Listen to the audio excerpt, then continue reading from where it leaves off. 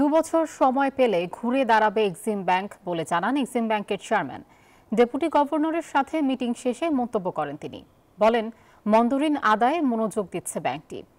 Exim ব্যাংকের সাথে বাংলাদেশ ব্যাংকের গভর্নরের মিটিং পূর্ব নির্ধারিত থাকলেও গভর্নর অসুস্থ থাকায় তা হয়নি। এদিকে সময়সূচি অনুযায়ী সোমবার বৈঠক হবে সোশ্যাল ইসলামী ব্যাংকের, পরদিন হবে ফার্স্ট সিকিউরিটি ইসলামী ব্যাংকের সঙ্গে, এরপর বুধবার ইউনিয়ন ব্যাংকের সঙ্গে এবং বৃহস্পতিবার গ্লোবাল ইসলামী ব্যাংকের সঙ্গে আলোচনা করবেন বাংলাদেশ ব্যাংক প্রধান।